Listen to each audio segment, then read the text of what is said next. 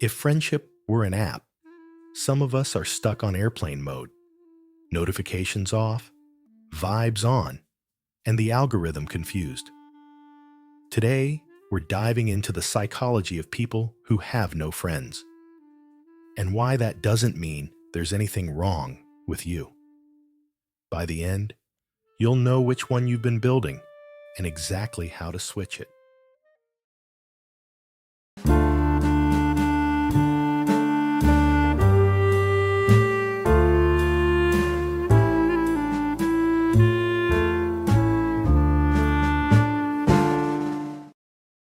One, loneliness isn't the lack of people, it's the lack of resonance. You can be at a party with 40 humans and feel like a ghost, or sit alone in a room and feel deeply accompanied by your own mind. The core pain isn't silence. It's the sense that no one gets the soundtrack. People who ride solo often aren't antisocial. They're anti-small talk. They dislike surface temperature relationships.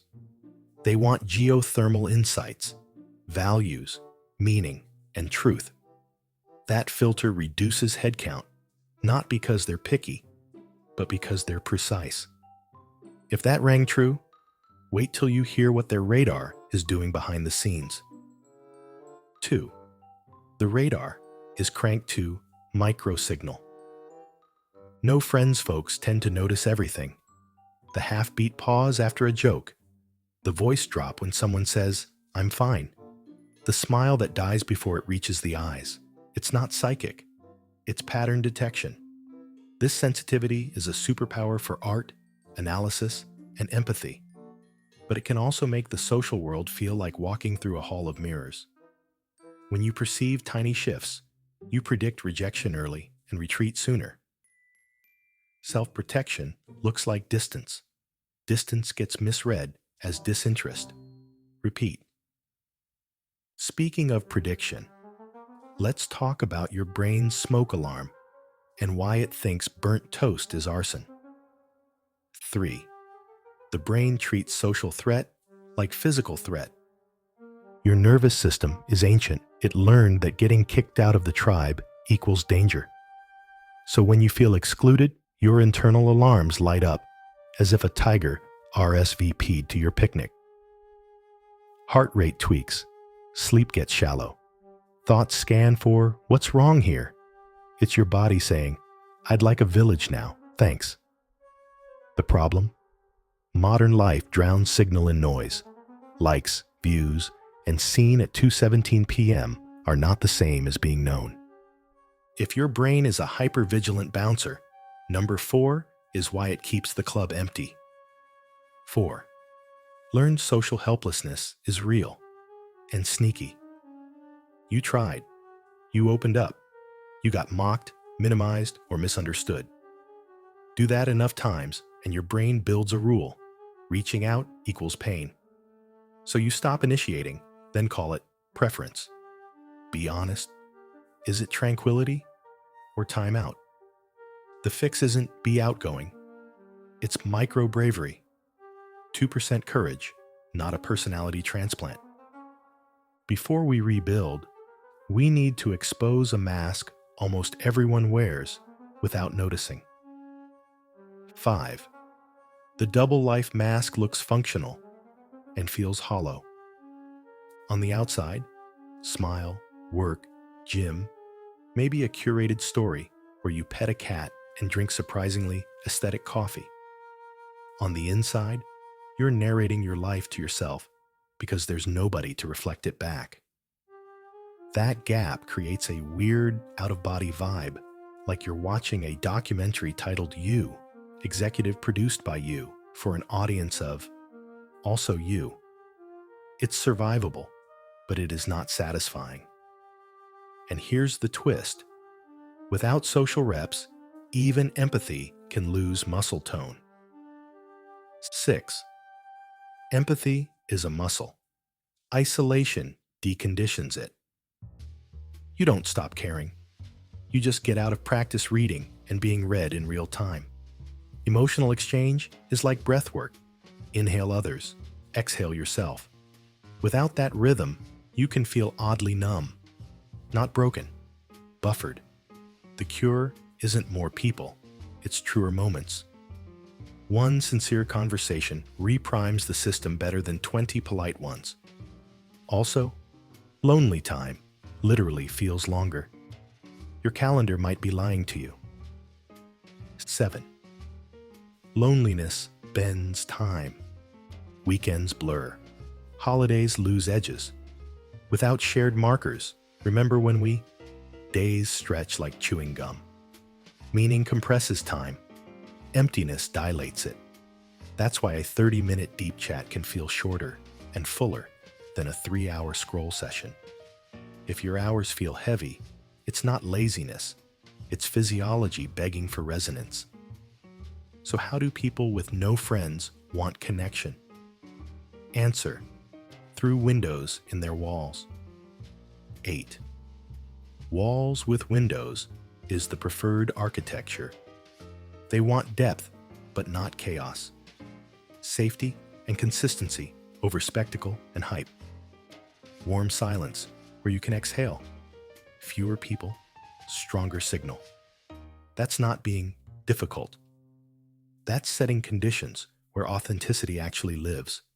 If someone makes you feel like you have to perform to deserve presence, that's not connection. That's casting. But here's the trap. Years of being unseen can distort the mirror you use to see yourself. 9. The social self-concept gets warped by old reflections. If you grew up ignored, excluded, or mislabeled, your inner mirror learned to expect it. Even kindness looks suspicious.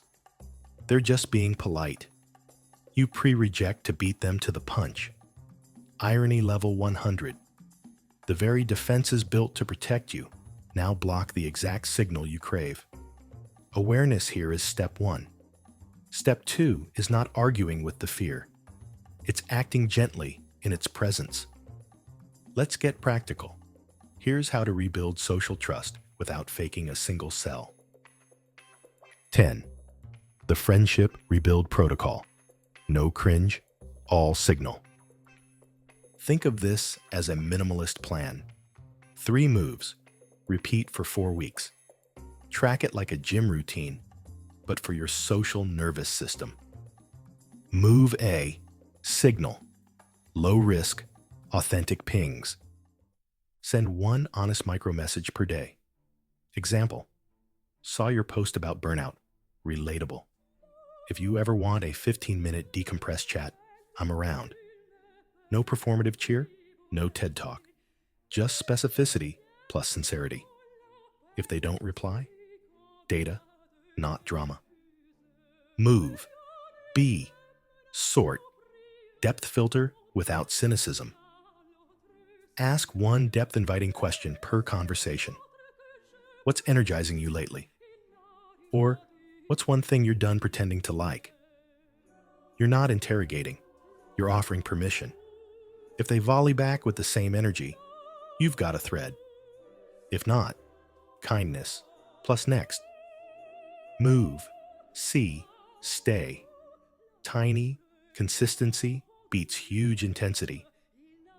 Pick a cadence you can keep. Weekly coffee, monthly walk, same time.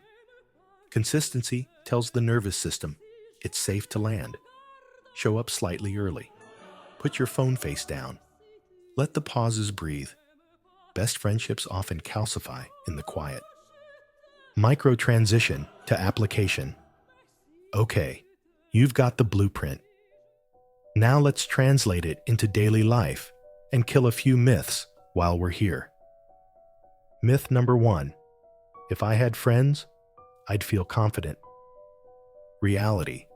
Confidence often emerges after connection, not before it. Don't wait to feel magnetic. Act like a reliable human first. The feeling follows. Myth number 2. I need to be more interesting. Reality. Interest greater than interesting. People don't remember flawless stories. They remember feeling seen. Curiosity is a cheat code. Myth number 3. I'm too much, not enough. Reality. For the wrong room, yes. For the right room, you're a missing chair. The work is not shrinking, it's sorting. Practical rituals that quietly change everything. The anchor hour. 1 hour a week, dedicated to a long walk or sit spot. No phone, no music. Ask 2 questions. What did my body feel this week when I felt safe? And which conversation gave me energy? Keep a tiny log. Watch patterns emerge. Social sprints. 2 weeks on, 1 week off. During on, you schedule exactly 2 quality interactions per week. During off, you reflect, not retreat. This cadence prevents burnout and builds rhythm. The honest bio. Write a 2-sentence intro you actually believe. Example: I'm someone who loves quiet depth and hates loud rooms. If you're into slow questions and unhurried coffee, I'm your person. Use it when new people ask, so what are you about? What about losing people as you grow? Good. That's pruning. Trees do it every season to grow taller. You are not failing. You are photosynthesizing.